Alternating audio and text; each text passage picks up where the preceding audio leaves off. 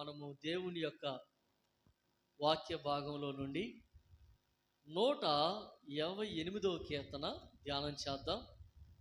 128వ కీర్తనలో మొత్తం 6 వచనాలు ఉన్నాయి.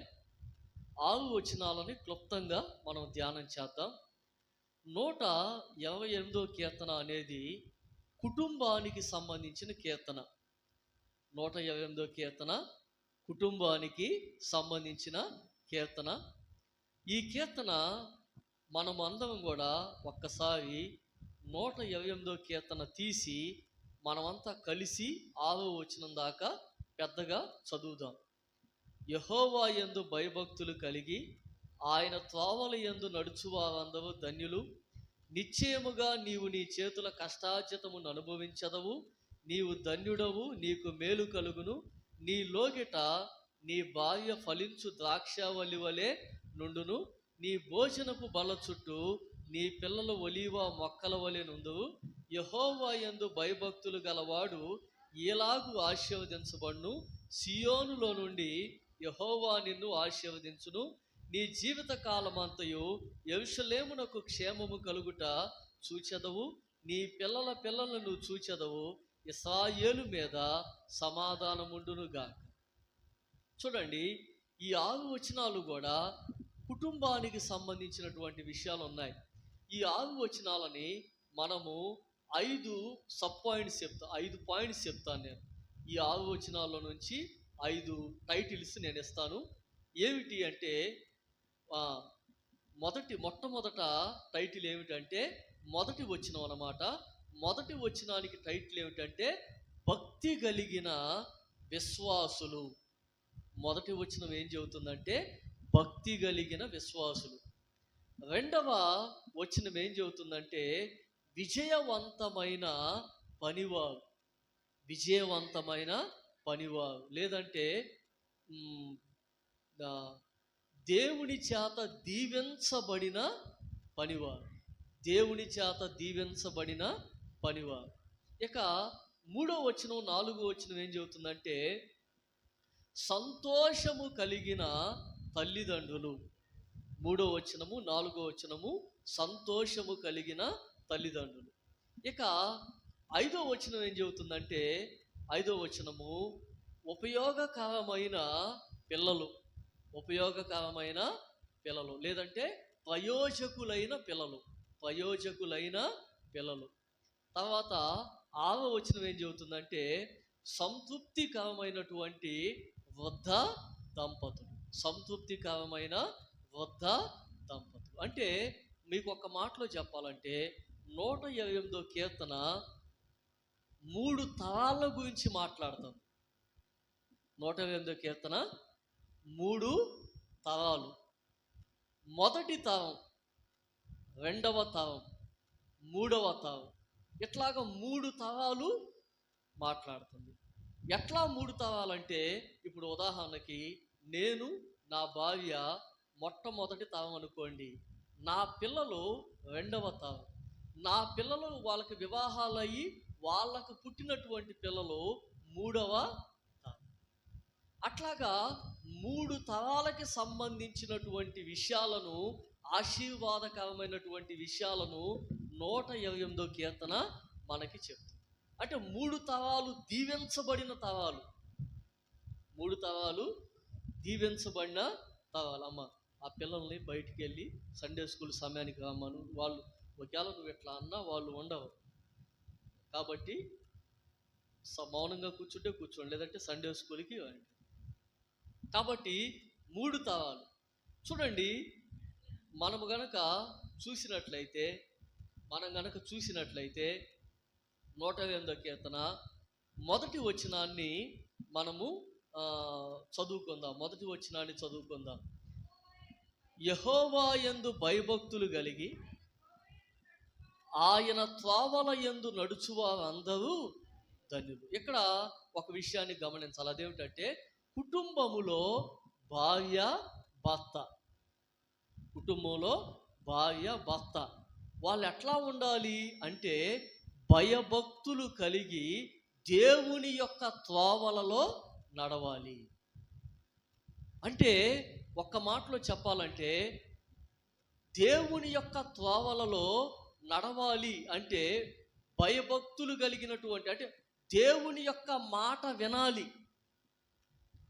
దేవునికి లోబడాలి, దేవునికి భయపడాలి. దేవునికి భయపడాలి, దేవునికి లోబడాలి, దేవుని యొక్క మాట వినాలి. ఆదికాండంలో ఒక మాటను మనం చూద్దాం. ఆదికాండం 12వ అధ్యాయము 1వ వచనం నుంచి చదువుకుందాం.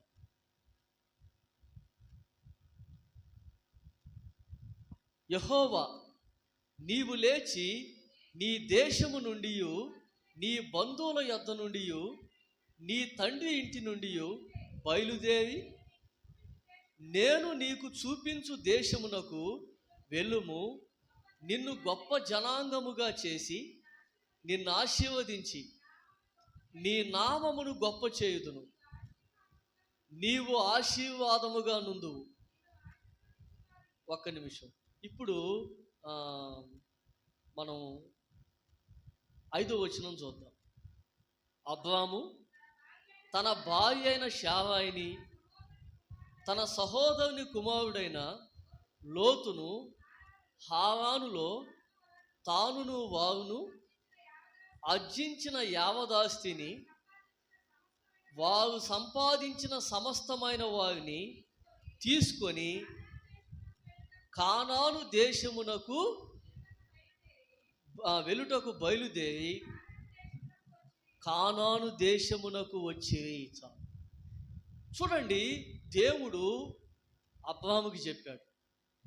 ఏమని చెప్పాడంటే, ఇదిగో అబ్రామా, నేను చూపించేటటువంటి దేశానికి నువ్వు వెళ్ళాలి, నేను చూపించే దేశానికి నువ్వు వెళ్ళాలి. అప్పుడు నేనేం చేస్తానంటే నిన్ను ఆశీర్వదించి గొప్పవానిగా చేస్తాను.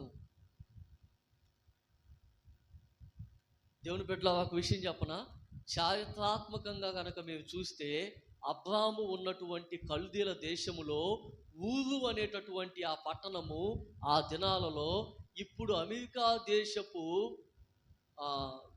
దేశపు రాజధాని ఉంది కదా, న్యూయార్క్ సిటీ లాంటిదంట.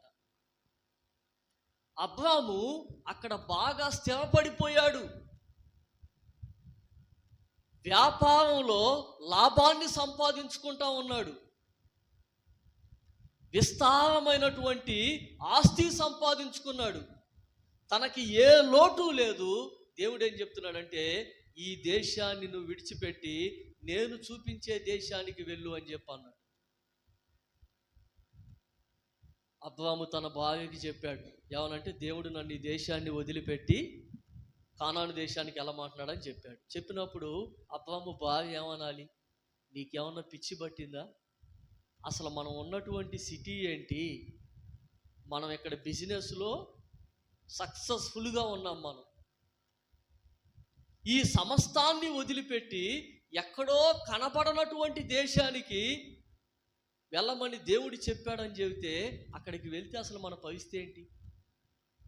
ఉదాహరణకి విజయవాడ పట్టణంలో మనకు ఒక బిల్డింగ్ ఉందనుకోండి, మనకు ఒక షాప్ ఉందనుకోండి, షాపు బాగా రన్ అవుతుంది అనుకోండి.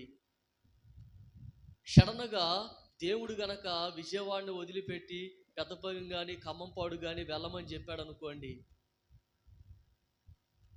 వ్యాపారం బాగా రన్ అవుతుంది, వ్యాపారంలో ఏ నష్టం లేదు, షాపు బాగా కొన్ని వేల రూపాయలు బిజినెస్ నడుస్తుంది. అటువంటప్పుడు దేవుడు దాన్ని వదిలిపెట్టి వెళ్ళమంటే మనకి ఎంత కష్టంగా ఉంటుంది. కానీ దేవుని యొక్క వాక్యం ఏం చెబుతుందంటే, దేవుని యొక్క మాటకి లోబడి తనకి లాభకరమైనటువంటి వాటిని వదిలిపెట్టి కానాను దేశానికి అబ్రాము. ఇంకొక మాట ఏంటి తెలుసా, తాను రావటమే కాదు, అందుకు తన భార్య కూడా సహకరించింది. ఆమెతో చెప్పాడు, ఏమనంటే నువ్వు కానాను దేశానికి దేవుడు వెళ్ళమంటున్నాడని చెప్పాడు. చెప్పినప్పుడు ఆమె ఏమనాలి, అయ్యా నువ్వు వెళ్తే వెళ్ళు, కానీ నేను ఈ బిజినెస్ కానీ ఈ ఆస్తి కానీ మొత్తం ఎక్కడ ఉండే చూసుకుంటా, నువ్వు వెళ్ళు, పిల్లలు నేను ఇక్కడే ఉంటాం అని అనాలి. అంటే ఆమెకు పిల్లలు లేదులే, కానీ ఆమె ఏం చేసిందంటే తన భర్త చెప్పినట్టుగానే వెంటనే లోబడి తన భర్త యొక్క అడుగు జాడలలో. కాబట్టి దేవుని బిడ్డ, దేవుని యొక్క వాక్యం ఏం చెబుతుందంటే యెహోవా యందు భయభక్తులు కలిగి ఆయన త్రోవలలో దేవుని మాటకు లోబడ్డారు, దేవునికి విధేయత చూపించారు. కాబట్టి నీ జీవితంలో తండ్రిగా, తల్లిగా, భర్తగా, భార్యగా నీవు గనక భయభక్తులు కలిగి ఉంటే, నీవు గనక దేవుని యొక్క మాటకు లోబడితే, నీవు గనక నేను గనక దేవునికి విధేయత చూపిస్తే మనము దీవెంచబడటం మాత్రమే కాదు, మన తర్వాత మన పిల్లల తరం దీవెంచబడిద్ది. ఆ పిల్లలకి కలిగేటటువంటి పిల్లలు మూడవ తరం కూడా దేవుని చేత దీవెంచబడిన వాళ్ళు అవుతారు. ఇంకొక మాట ఉంది, లూకా సువార్త 1వ అధ్యాయం ఒకసారి చూద్దాం. లూకా సువార్త 1వ అధ్యాయం. ఇంకొక భార్యాభర్తలు ఉన్నారు బైబిల్లో, వాళ్ళను కూడా చూద్దాం. లూకా సువార్త 1వ అధ్యాయము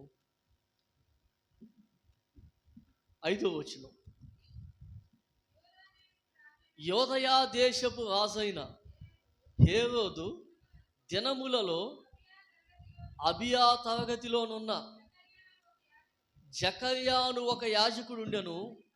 అతని భార్య అహరోను కుమార్తెలలో ఒకటి, ఆమె పేరు ఎలిజబెతు. వీరిద్దరు ప్రభు యొక్క సకలమైన ఆజ్ఞల చొప్పునను న్యాయ విధుల చొప్పునను నిరపరాధులుగా నడుచుకొనుచు దేవుని దృష్టికి నీతిమంతులై. జకర్యా, ఎలిజబెత్ నిరపరాధులుగా ఉన్నారంట. దేవుని యొక్క ఆజ్ఞలన్నింటి చొప్పున నడుచుకోండి, దేవుని దృష్టికి నీతిమంతులై. అయితే వాళ్ళ జీవితంలో ఒక లోటు ఉందండి. ఏమిటి ఆ లోటు అంటే వాళ్ళకి సంతానం లేదు. అప్పటికే వాళ్ళు వృద్ధులైపోయారు, ముసలి వాళ్ళు అయిపోయారు. చూడండి, యవ్వన కాలములో ఉన్నప్పుడు ఆయన యాజకుడిగా ఉన్నాడు. ఇప్పుడు ముసలివాడైపోయాడు, తన భార్య కూడా వృద్ధురాలు అయిపోయింది. ఎన్నోసార్లు వాళ్ళకి ఒక విషయమై బాధ కలిగి ఉంటుంది. అదేమిటంటే మాకు పిల్లలు లేరు, మాకు సంతానం లేదు.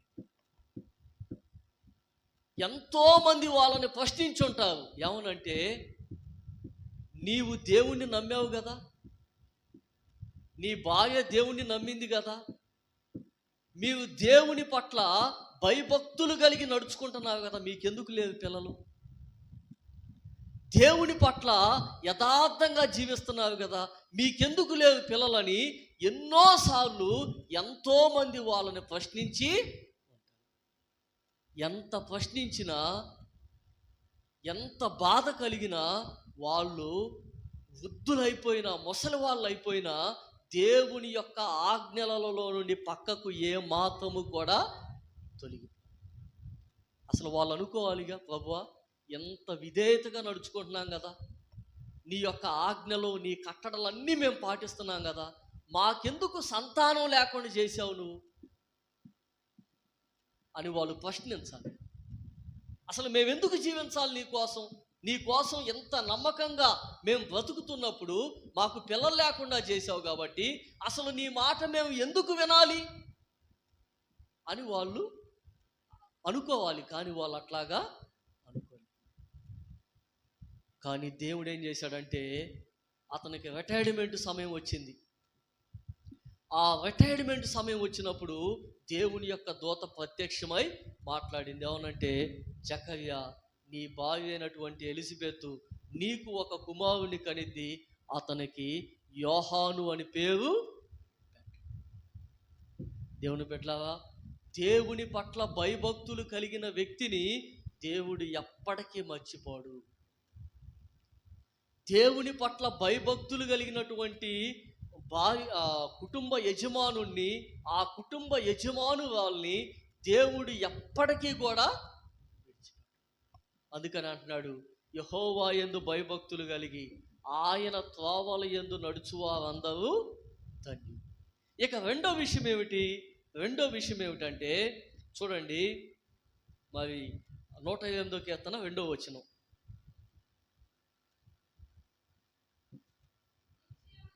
నిశ్చయముగా నీవు నీ చేతుల కష్టార్జితమును అనుభవించుదు, నీవు ధన్యుడవు, నీకు మేలు కలుగును. అంతేనా? 2వ వచనం అయిపోయిందా? చూడండి, ఇక్కడ నిశ్చయముగా నీవు నీ చేతుల కష్టార్జితమును. ఒక వ్యక్తి త్రాగుడికి బానిసయ్యాడు అనుకోండి, ఆ వ్యక్తి తనకి వచ్చేటటువంటి ధనమంతా తీసుకెళ్ళి మద్యానికి ఇస్తాడు, కానీ తాను ఆ కష్టార్జితాన్ని అనుభవించాడు.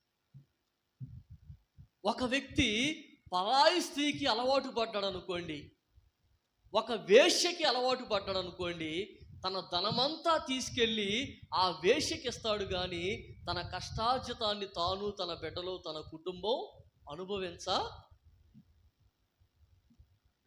కానీ దేవుని పట్ల భయభక్తులు కలిగినటువంటి వ్యక్తి నిశ్చయముగా తన కష్టార్జితాన్ని తాను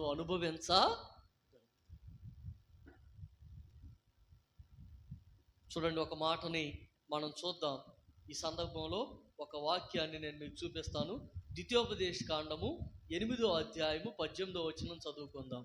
ద్వితీయోపదేశ కాండము 8వ అధ్యాయము 18వ వచనం.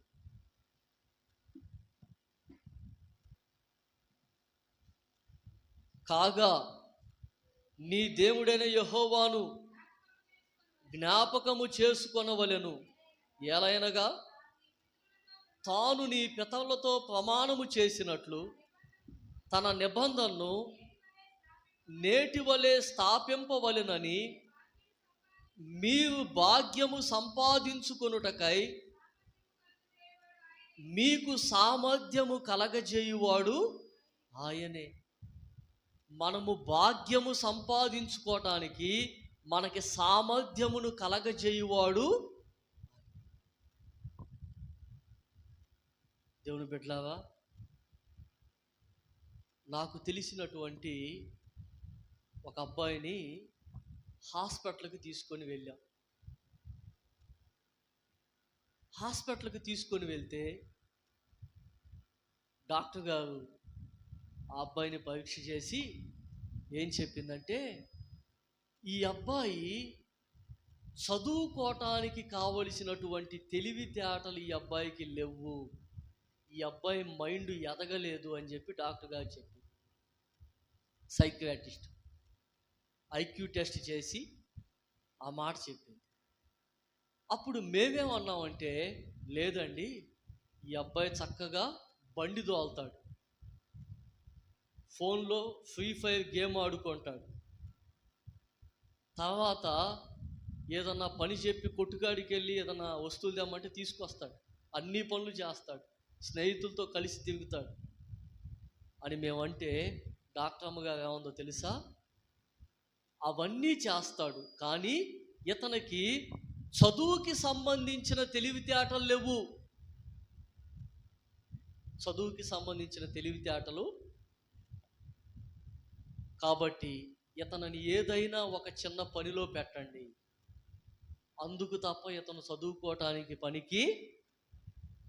అప్పుడు నేను చాలా దేవుని స్తుతించా, నా హృదయంలో చాలా దుఃఖం వచ్చింది. ఎందుకు తెలుసా, బాబా, ఒకవేళ నా పిల్లలకి గనక నీవు తెలివితేటలు ఇవ్వకపోతే నా జీవిత కాలం అంతా నేను ఏడుస్తూ ఉండేవాడిగా. ఎందుకని నేను చచ్చిపోయినాక ఎలా పరిస్థితి ఏంటి, ఎట్ట బతుకుతా. కానీ నా పిల్లలకు నీవు తెలివితేటలు ఇచ్చావు, అందుకని నేను నిన్ను స్తుతిస్తున్నాను. ఎందుకని ఈ విషయం చెప్తా ఉన్నానంటే, దేవుడు చెప్తా ఉన్నాడు అక్కడ ఏమనంటే, మీకు ఆ టాలెంట్ ఇచ్చాను నేను, భాగ్యమును సంపాదించుకొనుటకు. భాగ్యాన్ని సంపాదించుకోవటానికి మీకు సామర్థ్యాన్ని ఇచ్చాను నేను. అంటే దేవుడు గనక సామర్థ్యాన్ని ఇవ్వలేదనుకోండి, మనం ఆ పని చేయలేము. దేవుడు ఒక ఎబిలిటీ, ప్రసంగం చేసే ఎబిలిటీ ఇచ్చాడు. ఆయన ఆ సామర్థ్యం ఇచ్చాడు కాబట్టి ప్రసంగం చేయగలుగుతున్నావు.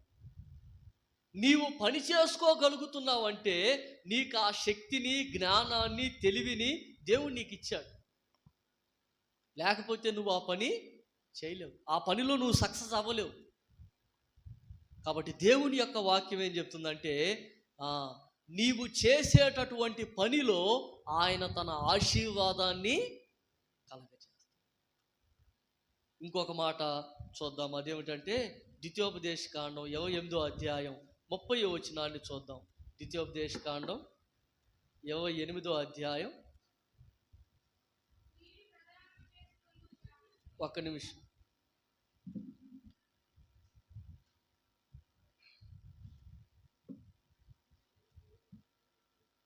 ఇప్పుడు చదవండి.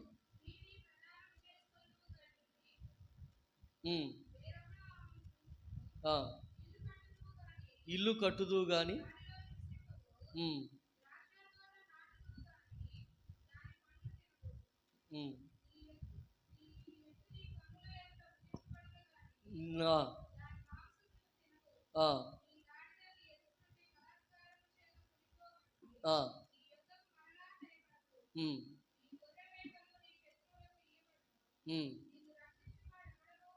చూడండి, ఇశ్రాయేలీయులు దేవుని యొక్క మాట వినకపోతే, ధర్మశాస్త్రాన్ని గనక వాళ్ళు పాటించకపోతే వాళ్ళ మీదకి వచ్చే శిక్ష చెబుతున్నాడు.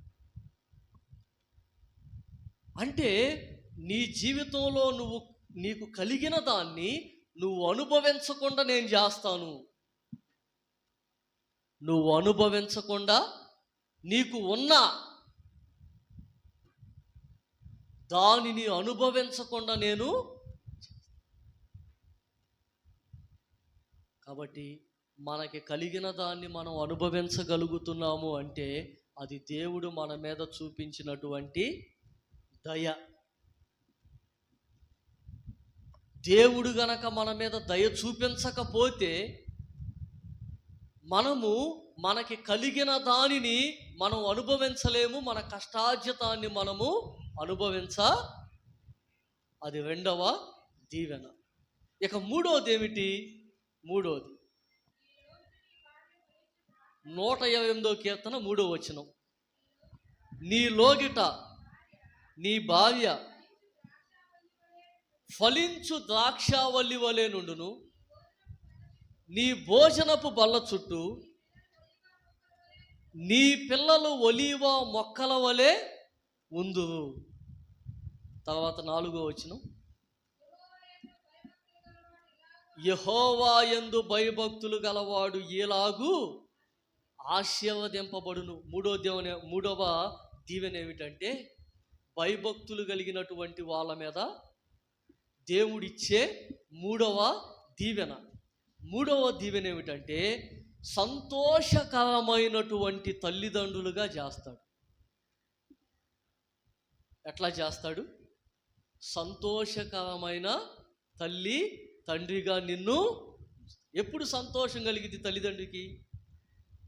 ఎప్పుడు కలిగిద్దంటే, సామెతల గ్రంథంలో ఒక మాట ఉంది, ఏమనంటే, జ్ఞానవంతుణ్ణి కనిన వానికి వాని వలన సంతోషము కలుగును, బుద్ధిహీనుణ్ణి కనిన వాడికి దుఃఖము కలుగును. జ్ఞానము కలిగిన వాడు తన తల్లిని తండ్రిని సంతోషపరుచును, బుద్ధిహీనుడు తన తల్లికి దుఃఖము పుట్టించును. సామెతల గ్రంథంలో నీ పిల్లల విషయంలో దేవుని దీవెన కలగజేస్తాడు. ఒక మాట అన్నాడు, ఏమనంటే, నీలోగిట నీ భార్య ఫలించు ద్రాక్షావల్లి వలె. ద్రాక్షతో పోలుస్తున్నాడు. భార్యను ఎట్లా పోలుస్తున్నాడు? ద్రాక్ష. ఎందుకని ద్రాక్షతో పోలుస్తున్నాడు అంటే, ఇశ్రాయేలు దేశానికి ప్రధానమైన పంటలు ఏంటో తెలుసా? ద్రాక్ష, ఒలీవ. ఇశ్రాయేల్ దేశానికి ప్రధానమైన పంటలు ద్రాక్ష, ఒలీవ. మీరు చూడండి, ప్రపంచ దేశాలలో ఈ రోజు కూడా ప్రపంచ దేశాలలో వ్యవసాయంలో నెంబర్ 1 స్థాయిలో ఉంది ఏంటి తెలుసా? ఏ దేశమో తెలుసా? ఇజ్రాయెల్ దేశం. ఇజ్రాయెల్ దేశంలో మా మా బంధువుల మా తెలిసిన ఒక అమ్మాయి ఇప్పుడు ఇజ్రాయెల్ దేశం వెళ్ళి అక్కడ అగ్రికల్చర్ సంబంధించిన ఒక పీజీ చేస్తాం. అంటే వ్యవసాయపు ఉత్పత్తులు విషయంలో నెంబర్ 1 స్థానంలో ఉంది ఇజ్రాయెల్. ఇజ్రాయెల్ దేశానికి ప్రధానమైనటువంటి పంటలు ఏమిటంటే ద్రాక్ష, ఒలీవ. ద్రాక్ష అనేది ఆధ్యాత్మికంగా దేనికి సాదృశ్యం అంటే సంతోషానికి సాదృశ్యం. నీలోగిట నీ భార్య ఫలించు ద్రాక్ష ఒలివలే నుండునంటే నీ భార్య నీకు సంతోషమును కలగజేస్తుంది. నీ భార్య వలన నీకు సంతోషం కలుగుతుంది. సామెతల గ్రంథంలో ఒక మాట ఉంది, ఏమనంటే గయ్యాలి అయినటువంటి భార్యతో నివసించుట కంటే మిద్దె మీద ఒక మూలన నివసించుట మేలు. గయ్యాలి అయిన భార్య ఎడతెగక పడుచుండు మంచు బిందువులతో సమానము. ముసుగు అంటారు కదా, ముసుగు పట్టిందంటారు. గయ్యాలి అయినటువంటి భార్య ముసుగుతో సమానం. కాబట్టి దేవుని యొక్క వాక్యం ఏం చెబుతుందంటే నీ భార్య, అదే ఇంకో మాట, జ్ఞానవంతురాలు తన ఇల్లు కట్టును, 3 రాలు తన చేతులతో తన ఇల్లు ఓడబేరుకొనును. జ్ఞానము వలన ఇల్లు కట్టబడును, వివేకము వలన అది స్థిరపరచబడును. వివేకం అంటే దేవుని పట్ల భయభక్తులు అని ఉంటుంది. ఇంకో చోట ఒక కుటుంబం నిలబడాలంటే దేవుని పట్ల భయభక్తులు అనే వివేకం ఉండాలి. ఆ భయభక్తులు కలిగినటువంటి వ్యక్తికి దేవుడు వివేకాన్ని ఇస్తాడు. వివేకం వలన కుటుంబం నిలబడిద్ది. కాబట్టి దేవుని బిడ్డలారా, దేవుని యొక్క వాక్యం ఏం చెప్తా ఉంది అంటే ఇక్కడ మనం చూస్తూ ఉన్నాం. చూడండి, ఇంకొక మాటని నేను ఈ సందర్భంలో గుర్తు చేస్తాను. ఒకసారి చూద్దాం. చూడండి, 104వ కీర్తనలోకి వద్దాం. 14-15 వచనాలు. 104వ కీర్తన.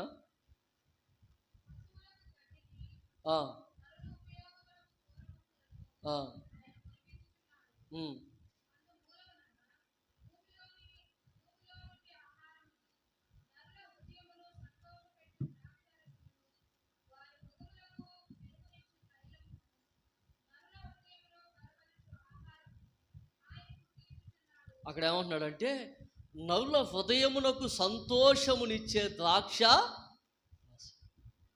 అంటే మనిషి యొక్క హృదయానికి సంతోషమును ఇచ్చేదంట ద్రాక్షారసం అంటే. భార్యను అట్లా పోలుస్తున్నాడు. కాబట్టి దేవుని యొక్క వాక్యం ఏం చెబుతుందంటే నీ యొక్క భార్య నీకు సంతోషకరముగా. పరమగీతంలోకి వద్దాం ఒకసారి మనము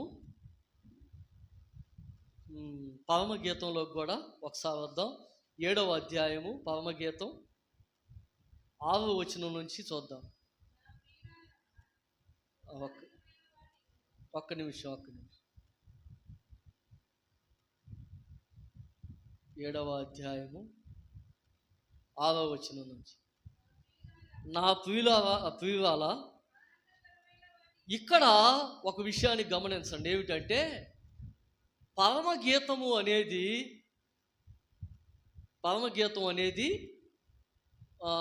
ఏమిటంటే ఒక చిన్న నేపథ్యం చెబుతా, హిస్టారికల్ బ్యాక్గ్రౌండ్. అదేమిటంటే పరమగీతం సొలొమోను రాశాడు.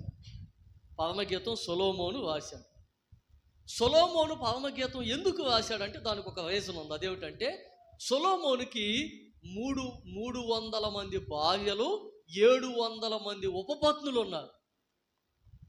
అంటే 1000 మంది. 300 మంది ఉన్న భార్యలు, 700 మంది ఉపపత్నులు. అంటే బైబిల్లో ఏమనుందంటే సొలొమోను కామాతోత కలిగిన వాడై అనేక మందిని భార్యలుగా చేసుకొని ఉపపత్నులను తెచ్చుకున్నాడు అని ఉంది. ధర్మశాస్త్రం ఏం చెబుతుంది? రాజు అయిన వాడు ఎక్కువ మందిని వివాహం చేసుకోకూడదు అని చెబుతుంది. కానీ సొలొమోను ఏం చేశాడు తెలుసా? ధర్మశాస్త్రాన్ని పక్కన పెట్టి విచ్చలవిడిగా ప్రవర్తించాడు. అట్లాగా షోలమితి అనేటటువంటి ఒక అమ్మాయిని, చాలా అందమైన అమ్మాయి, చక్కగా ఉందని ఆ అమ్మాయిని తనకి ఉపపత్నిగా తెచ్చుకున్నాడు. అయితే ఆ అమ్మాయి వేరొక వ్యక్తిని ఇష్టపడతా ఉంటుంది. ఇతను బలవంతంగా తెచ్చుకున్నాడు. అప్పుడు ఆ అమ్మాయి తన ప్రియుడి మీద ఉన్నటువంటి ప్రేమ చెబుతూ ఉంటుంది. తన చెలికత్తెలతో, అంతఃపురంలో ఉన్నటువంటి చెలికత్తెలతో చెబుతూ ఉంటుంది. ఆ చెప్పబడినటువంటి సంగతులన్నీ సొలొమోను ఒక గీతంలాగా రాస్తాడు, పాటలాగా. దానినే పరమగీతం అన్నాడు. షోలమితి ఆమె యొక్క ప్రియుడు యొక్క ప్రేమ, వాళ్ళిద్దరి మధ్య ఉన్నటువంటి ఆ ప్రేమ సంభాషణే పరమగీతం. దాన్ని రాస్తాడు. ఇప్పుడు షోలమితిని ఈ పుస్తకం అనేదండి భార్యకి భర్తకి సంబంధించిన పుస్తకం అండి. భార్యాభర్తలకి సంబంధించిన పుస్తకం. ఇప్పుడు ప్రియుడు ఏం చేస్తున్నాడంటే తన ప్రియురాల్ని పొగుడుతున్నాడు. ఎవరిని పొగుడుతున్నాడు? వచనంలో చూడండి. నా ప్రియురాల, ఆనందకరమైన వాటిలో నీవు అతి సుందరమైన దానవు, అతి మనోహరమైన దానవు. ఒక్క నిమిషం ఆగండి. ఏమండి, భర్త ఏం చేయాలో తెలుసా? తన భార్యని పొగడాలి. నేను చెప్పట్లేదు, బైబిల్ చెబుతుంది. ఇది నా మాట కాదండి, ఇది దేవుని యొక్క. ఆయన ఏమంటున్నాడు? నా ప్రియురాల, ఆనందకరమైన వాటిలో నీవు అతి సుందరమైన దానవు. అంటే నాకు ఆనందాన్ని కలిగించేటటువంటి విషయాలు చాలా ఉన్నాయి ఈ భూమి మీద. అయితే నాకు ఆనందాన్ని కలిగించేటటువంటి విషయాలు అన్నింటిలో కల్లా నీవే బెస్ట్ అని చెప్పనాలి. నువ్విచ్చినంత ఆనందం, నీ దగ్గర నాకున్నంత సంతోషం ఎక్కడా లేదు అని అంటున్నాడు ప్రియుడు. పరమగీతం జోలికి వెళ్ళనండి, ఎందుకంటే ఇట్లాంటి విషయాలు చాలా ఉంటాయి అందులో. కానీ ఎట్లా ఉంది నేటి పరిస్థితి ఎట్లా ఉందంటే, నాకు ఆనందకరమైన వాటిలో అతి మనోహరమైనది ఏమిటంటే నా మొబైలే, నా ఫోనే నాకు అన్నింటికన్నా. నువ్వు కాదు, నా ఫోను.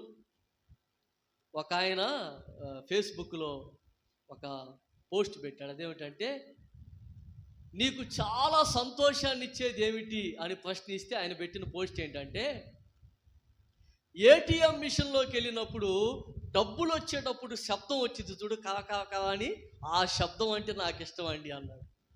హల్లెలూయా. అయితే ఇక్కడ ఏమంటున్నాడు? నీవు నాకు ఆనందకరమైన వాటిలో నీవు అతి సుందరమైన దానవు, అతి మనోహరమైన. అంటే నా జీవితంలో నాకు ప్రాముఖ్యమైనది ఏమిటంటే నీవే. దేవుడి తర్వాత నువ్వే నాకు ప్రాముఖ్యం అని. ముఖస్థుతి కోసం కాదు, ఒక మాట చెబుతానండి. ముఖస్థుతి కాదు, మామూలుగా ఉన్న విషయం చెప్తాను. నేను డాక్టర్ గారిని కలుస్తూ ఉంటాను. మాటల మధ్యలో ఆయన మాటలు వింటూ ఉంటా కదా, వింటూ ఉన్నప్పుడు నాకు అర్థమయ్యేది ఏంటంటే, ఆయన మాట్లాడే మాటల్లో నాకు అర్థమయ్యేది ఏంటంటే, పాస్టర్ గారు, నాకు అన్నింటికంటే ముఖ్యమైనది నా కుటుంబం. అంటే ఆ మాటలు విన్నప్పుడు నాకు అట్లా అనిపించింది. నాకు ఈ భూమి మీద ఏదైనా నాకు ఇంపార్టెంట్ అనేది, అన్నిటికంటే ప్రాముఖ్యమైనది ఏదైనా ఉందంటే అదేంటంటే నేను, నా భార్య, నా కొడుకులు, నా కోడలు. నాకు వీళ్ళు ప్రాముఖ్యం అండి. కాబట్టి దేవుని బిడ్డ, దేవుని యొక్క వాక్యం ఏం చెప్తా ఉంది అంటే, ఇక్కడ అంటున్నాడు, ప్రియుడు అంటున్నాడు, నీవు నాకు అతి మనోహరమైన దానవు, నీవు అతి సుందరమైన దానవు అంటున్నాడు. తర్వాత 7వ వచనంలో ఏమంటున్నాడు? నీవు తాళవృక్షం అంతా తిన్నని దానవు. తాళవృక్షం అంటే తాడి చెట్టు. తాడి చెట్టు ఎంత నిటారుగా ఉందో నీవు అంత నిటారుగా. అక్షరార్థమైనటువంటి మీనింగ్ చెప్పాలంటే అదనమాట. ఇక దీనికి మనం చెప్పాల్సిన అవసరం లేదు, నేను చెప్పను, మీకు అర్థమైతే అర్థం చేసుకోండి, లేకపోతే వదిలేయండి. తర్వాత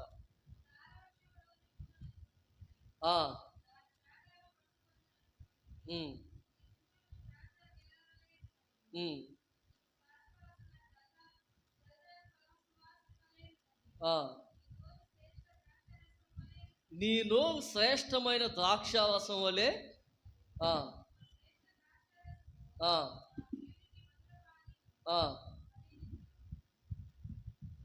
చాలు, ఇంకొద్దు. చూడండి, నీ నోవు శ్రేష్టమైనటువంటి ద్రాక్షారసం అంటే దాని అర్థం ఏంటంటే నీ మాటలు అట్లా ఉన్నాయని. నీ మాటలు ఏమండి, ఒక మాట చెప్తున్నాను, పెద్ద పెద్ద దైవజనులంతా చెప్పిన మాట, ఈ వచనాన్ని బట్టి చెప్పిన విషయం ఏంటంటే ప్రతి భర్త కూడా తన భార్యను మెచ్చుకోవాలి. ప్రతి భార్య కూడా తన భర్తను మెచ్చుకోవాలి. కూర బాగుందనుకోండి, ఏమి మాట్లాడకుండా తిని వెళ్ళిపోతాం స్వతహాగా. కానీ ఆ కూరలో గనక ఉప్పు తక్కువైతే పనిమాల తిడతాం. ఏమనంటే ఇన్ని సంవత్సరాలైనా నీకు వంట వండటం అయితే, కానీ కూర బాగున్న రోజున ఈరోజు చాలా బాగుంది, మంచిగా వండావు అని చాలామంది అన్నాండి, కొద్దిమందే. నీ భార్యను నువ్వు మెచ్చుకోవాలి, అదేవిధంగా నీ భర్తను నీవు అని దేవుని యొక్క.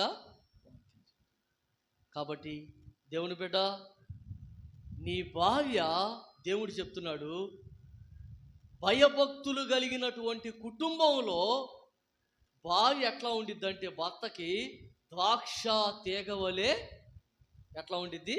ద్రాక్ష తీగ. ద్రాక్ష తీగ అంటే సంతోషకరముగా. భయభక్తులు లేని కుటుంబంలో ఆ భార్య ఎట్లా ఉండిద్దో తెలుసా? భర్తకి భయం లేదు, భార్యకి భయం లేదు, ఇద్దరికి భయం లేదు. అప్పుడు ఆ భార్య పరిస్థితి ఎట్లా ఉండిద్దంటే ఒక మాటను చూపిస్తాను చూడండి. ఒక మాట, సామెతల గ్రంథం 7వ అధ్యాయం 10వ వచనం చదవండి. సామెతల గ్రంథం 7వ అధ్యాయం. అంతటా వేశ్యావేషము వేసుకొనిన కపటము గల స్త్రీ ఒకటి వానిని ఎదుర్కొన వచ్చను. అది బొబ్బలు పెట్టినది, స్వేచ్ఛగా తిరుగునది, దాని పాదములు దాని ఎంట. ఈ మాటలకి చాలా లోతైన అర్థం ఉంది. పాదాలు ఎంట నిలవకపోవటం అంటే చాలా లోతైన అర్థం ఉంది. తర్వాత, ఒకప్పుడు ఇంటి ఎదుటను, ఒకప్పుడు సంత వీధులలోను అది ఉండును, ప్రతి సందు దగ్గర అది, అంటే పరాయి పురుషుల కోసం పొంచి, ఎవడు దొరుకుతాడా అని పరాయి పురుషుల కోసం పొంచి. ఇంకొక మాట ఉంది, ఏమనంటే ఒక మాట చూద్దాం, 19వ వచనం. ఆ యొక్క చెడిపోయిన స్త్రీ అంటుంది, పరాయి పురుషుని పట్టుకొని ఆ పరాయి పురుషునితో ఈ మాట అంటుంది, పురుషుడు ఇంట లేడు, దూర ప్రయాణము వెళ్ళి ఉన్నాడు, అతడు సొమ్ము సంచి చేత పట్టుకొని పోయెను, పున్నమి నాటి వరకు ఇంటికి తిరిగి రాడు. చూడండి, అట్లా లాలన చేసి పరాయి పురుషుని ఏం చేస్తుందంటే తన వశము చేసుకుంది. కాబట్టి దేవుని బిడ్డ, దేవుడు ఏం చెప్తున్నాడంటే భయభక్తులు కలిగినటువంటి కుటుంబంలో భార్య ఫలించు ద్రాక్ష వల్లి వలె. తర్వాత 5వ వచనంలోకి వద్దాం. 108వ కీర్తన 5వ వచనం. సియోనులో నుండి యెహోవా నిన్ను ఆశీర్వదించును, నీ జీవిత కాలమంతయు యెరూషలేమునకు క్షేమము కలుగుట. ఒక్క మాట చెప్తాను, ముగించుకుందాం. 6వ వచనం చూసి ముగించుకుందాం. నీ జీవిత కాలమంతయు యెరూషలేమునకు క్షేమము కలుగట నువ్వు చూచెదవు అంటే, ఆ దినాలలో ప్రజలకి ఇప్పుడున్నంత ప్రశాంతత లేదు. ఇప్పుడు మనం ఎందుకు ప్రశాంతంగా ఉన్నామంటే, మన దేశం చుట్టూ కూడా సైనికులు మన దేశానికి కాపలా కాస్తున్నారు. ఏదైనా దేశం మీదకి యుద్ధం కలిగే పరిస్థితులు వస్తే మన పక్షంగా సైనికులే పోరాడుతున్నారు. కానీ ఆ దినాలలో పరిస్థితి ఏమిటంటే, ఏ సమయంలో దేశం మీదకి శత్రువులు వస్తావో తెలియదు. రావటం ఇళ్ళ మీద పడటమే. ఆ మధ్య యుద్ధం జరిగింది కదా, యుక్రెయిన్కి రష్యాకి యుద్ధం జరిగింది, ఇజ్రాయిల్కి మళ్ళా గాజాకి యుద్ధం జరిగింది. సామాన్యమైనటువంటి ప్రజలు కూడా ఇబ్బంది పడ్డారు. సామాన్యమైన ప్రజలు దేశాన్ని వదిలిపెట్టి పారిపోయారు. ఇజ్రాయెల్ దేశం మీదకైతే గాజా వాళ్ళు అనుకుంటా ఏం చేశారంటే, రహస్యంగా వచ్చి దాదాపు 700 మందిని చంపేశారు. ఒక కుటుంబంలో ఫంక్షన్ జరుగుతుంది, ఒక విందు జరుగుతుంది, ఆ బంధువులని రక్త సంబంధుల్ని అందరినీ చంపేశారు 700 మంది. అందుకని మళ్ళా వీళ్ళు ప్రతిదాడి చేశారు. ఎప్పుడు ప్రజల్లో యుద్ధ భయం అన్నమాట. అయితే ఇక్కడ ఒక మాట చెబుతున్నాడు, ఏమనంటే యుద్ధానికి భయపడాల్సిన అవసరం లేదు, నీ జీవిత కాలం అంతా యెరూషలేమునకు క్షేమము కలుగుట నీవు, అంటే నీ పట్టణానికి నీ దేశానికి క్షేమం కలగటం నువ్వు చూస్తావు. దీన్ని ఇంకొక రకంగా చెప్పాలంటే, నా సొంత మాటల్లో నేను ఒక మాట చెబుతా, అదేమిటంటే నీ జీవిత కాలం అంతయు నీ కుటుంబమునకు క్షేమము కలుగుట నీవు చూచెదవు. దేవుని స్తోత్రం. అంతకు మించిన వాగ్దానం ఏమన్నా? అసలు ప్రతి మనిషి కూడా ఇది ఆశిస్తాడు. ఏమనంటే, నేను నా బొందిలో ప్రాణం ఉన్నంత వరకు నా కుటుంబం, నా పిల్లలు క్షేమముగా ఉండటం నేను చూడాలి అనుకుంటాడండి. భయభక్తులు కలిగినటువంటి కుటుంబం విషయంలో దేవుడు తన కాపుదల. చివరిగా ఒక మాట, నీ పిల్లలను చూచెదవు, ఇశ్రాయేలు మీద సమాధానము. బైబిల్లో యోబు గ్రంథాన్ని చూస్తే, యోబు గ్రంథంలో ఒక మాట ఉంది, చూద్దాం. చూడండి, యోబు గ్రంథము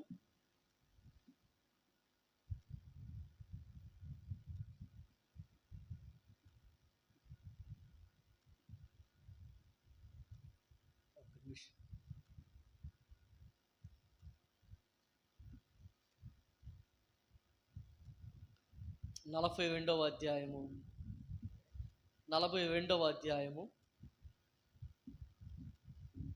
16వ వచనం.